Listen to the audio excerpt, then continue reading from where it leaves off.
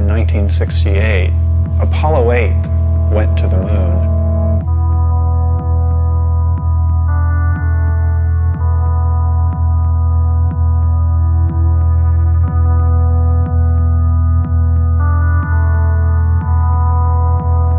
They didn't land, but they did circle the moon. And I was watching it on television, and at a certain point, one of the astronauts casually said, "We're going to turn the camera around and show you the Earth." And he did. And that was the first time I had ever seen the planet hanging in space like that. And it was profound. I think that for me, like for many other people, it was quite a shock. I don't think any of us had any expectations about how it would give us such a different perspective. I think the focus had been, we're going to the stars, we're going to the other planets, and suddenly we look back at ourselves and it seems to imply a new kind of self-awareness. One of the astronauts said, when we originally went to the moon, our total focus was on the moon. We weren't thinking about looking back at the Earth. But now that we've done it, that may well have been the most important reason we went.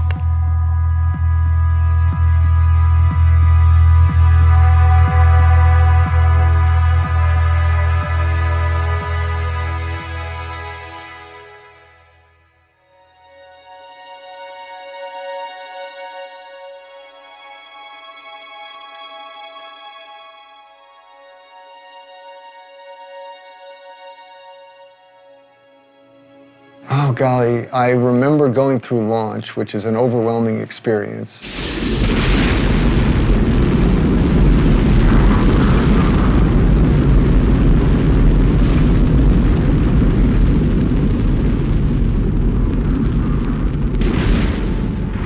The engines cut off. I felt myself floating out of the seat. I floated over to the window, looked out, and we were coming up over the coast of Africa. And that's when it hit me. I'm in space. And, you know, I just got incredibly excited because it's something I had dreamed about since I was 6 years old. I think you start out with this idea of what it's going to be like. And then when you do finally look at the Earth for the first time, you're overwhelmed by how much more beautiful it really is when you see it for real. It's just like it's this dynamic, alive place that you see glowing all the time. It was truly incredible to be up there doing what I always wanted to do my whole life, and then to kind of glance back at our planet and see that view was just tremendous. I can only describe what I've seen. You know, looking down at the Earth and you see that line that separates day into night slowly moving across the planet. Thunderstorms on the horizon casting these long shadows as the sun sets. And then watching the Earth come alive. And you see the lights from the cities and the towns. The events you see from space, like flying over thunderstorms, looking at them from the top, were spectacular. Like a fireworks show going on and you're looking at it from the very top. You know, shooting stars going below us, or you know, dancing curtains of auroras. It's just very hard to describe all the, you know, the colors, the beauty, the motion.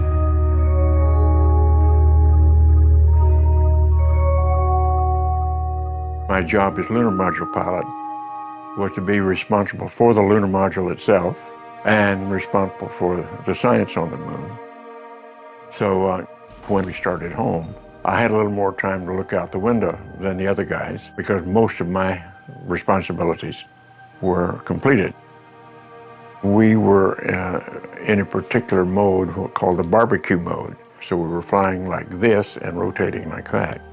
What that caused to happen was every 2 minutes, a picture of the Earth, the moon, the sun, and a 360-degree panorama of the heavens appeared in the spacecraft window. And I had studied astronomy, and I had studied cosmology, and fully understood that the molecules in my body, and the molecules in my partner's bodies, and in the spacecraft, had been prototyped in some ancient generation of stars. In other words, it was pretty obvious from those descriptions we're stardust. Well, that was pretty awesome and powerful, particularly since I had a little more time at this point to be reflective and to think about it. Awe, I think, is one of those words that you have a better understanding of once you see it, too. I felt like, you know, using the word awesome was totally appropriate when it came to describing what the planet looks like.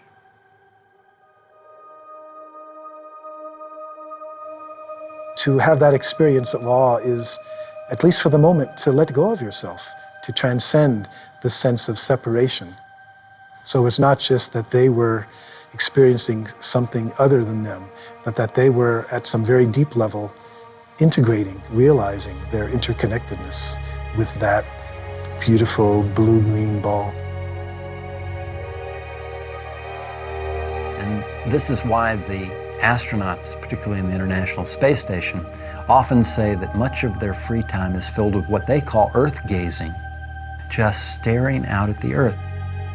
They can stare for hours because the changing scenery, the interactivity of the biosphere, all of this has an incredible aesthetic impact.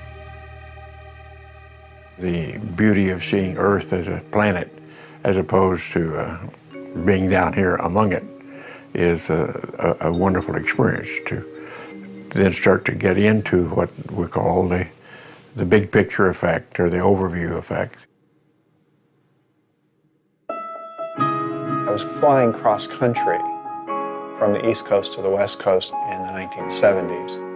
And I was looking out the window, and as I was looking down at the planet, the thought came to me, anyone living in a space settlement or living on the moon would always have an overview. They would see things that we know, but we don't experience, which is that the Earth is one system, we're all part of that system, and that there is a certain unity and coherence to it all. And I immediately called it the overview effect. You do, from that perspective, see the Earth as a planet. You see the sun as a star. We see the sun in the blue sky, but up there you see the sun in a black sky. So yeah, you are seeing it from a cosmic perspective. We've been evolving from the beginning of civilization to a larger and larger perspective of life on the Earth. But the next natural evolution is understanding the life in space. That is, the fact that the Earth, as Buckminster Fuller used to famously say, is a spaceship Earth. We are in space already. It's just that we haven't brought that into our perspective as we live here on Earth. The overview effect is simply the sudden recognition that we live on a planet and all the implications that it brings to life on Earth. When we look down at the Earth from space, you know, we see this amazing, indescribably beautiful planet. It looks like a living, breathing organism, but it also, at the same time, looks extremely fragile. Because you go outside on a clear day and it's the big blue sky, and it's like it goes on forever, right? And how could we possibly, you know, put enough stuff into it to fill it up with things that really change it? And yet, you see it from space, and it's this thin line which is just barely hugging the surface of the planet.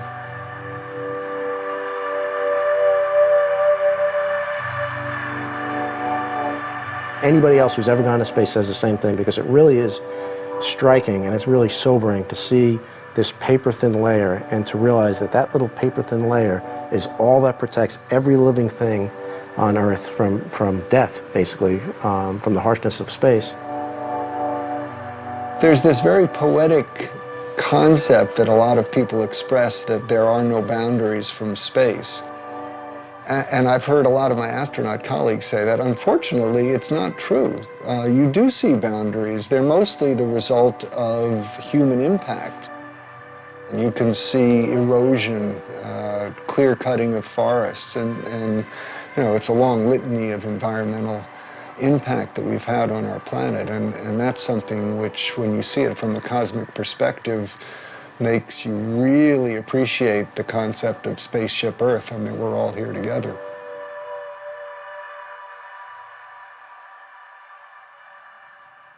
After I came back and tried to understand what this experience was all about, I could find nothing in the science literature about it, and nothing in the religious literature that I looked at. So I turned to the local university and asked them to help me with what I saw. And when they came back to me a few weeks later and said, well, in the ancient literature, we found a description called Salvakapa Samadhi. And they said that means that you see things as you see them with your eyes, but you experience them emotionally and viscerally as with ecstasy and a sense of total unity and oneness. And I said, well, that's exactly what the experience was. And so it's rather clear to me as I study this, it wasn't anything new, but was something that was very important to the way we humans were put together. Many of the great wisdom traditions of the earth have pointed to what we're calling the overview effect. That is to say, they have realized this unity, this oneness of all life on earth and of consciousness and awareness.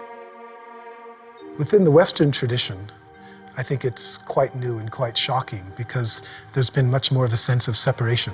But if you look at other non-Western cultures, especially in Asia, the emphasis on those has always been on realization that the self and the world are not separate from each other, but that they're really interconnected, that the individual self and the species as a whole is a manifestation of the larger whole. As you go into your mind in a contemplative way, the sense of the living reality of the planet becomes obvious. You become more in tune with the natural world. This is very akin to the direct perception that the astronauts have. So it's no wonder that many people have likened the overview effect to a spiritual or meditative experience, although it's not exactly that. It's a cognitive shift that very often can produce a kind of meditative experience.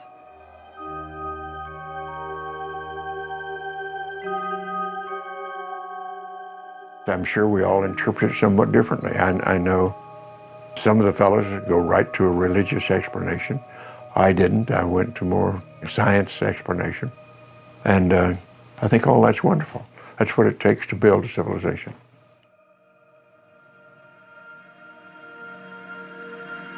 This view of the Earth from space, the whole Earth perspective, I think is the true symbol of this age. And I believe that what's going to happen is there's going to be a greater and greater interest in communicating this idea, because after all, it's key to our survival. We have to start acting as one species with one destiny. We are not going to survive if we don't do that. We're seeing very clearly that if the Earth becomes sick, then we become sick. If the Earth dies, then we're going to die. People sense that something's wrong, but they're still struggling to go back and find out what the real roots of the problem are. And I think what we need to come to is the realization that it's not just fixing an economic or political system, but it's a basic worldview, a basic understanding of who we are that's at stake. And a part of that is to come up with a new story, a new picture, a new way to approach this, and to shift our behaviors in such a way that it leads to a sustainable approach to our civilization as opposed to a destructive approach. It is a fragile planet, and if we don't take care of it and we don't work together, then we are going to have bigger issues than we have now down the road. On a grand scale, that's, we're basically all living in this one ecosystem called Earth. And everything that you do on one side of the ecosystem affects the other side. And that is a new way for living for most of humanity. We humans are responsible for ourselves, and if we are endangering our future, then we've got to learn how to do it differently and to go forward into a sustainable period. And right now, that seems very difficult to see how it's going to be. But we've got to work on it. When I was above the space station, looking down at the space station, looking down at the, against the Earth, and seeing this, amazing accomplishment, I was thinking, wow, there was 15 nations that worked together to build this amazing orbital complex in space. And if we can, take these 15 nations and do this amazing accomplishment, imagine what we can do by working together, by setting aside our differences for a common goal to overcome some of the challenges facing our planet.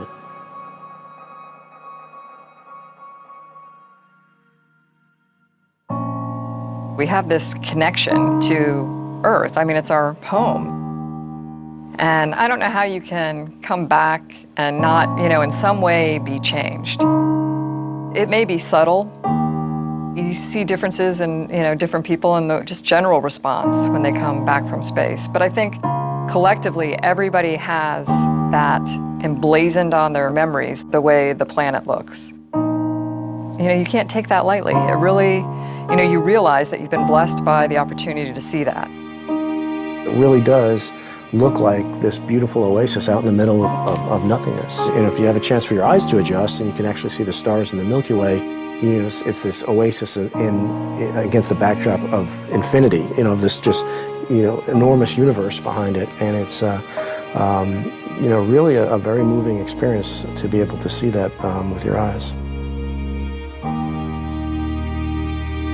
You look back at it and it's placed perfectly from the sun to take care of us, and you kind of take that reverse role on about, okay, well, we need to be taking care of it too, so that it can continue to do that for us. And I don't know how you can't have a greater appreciation for it after you see it that way.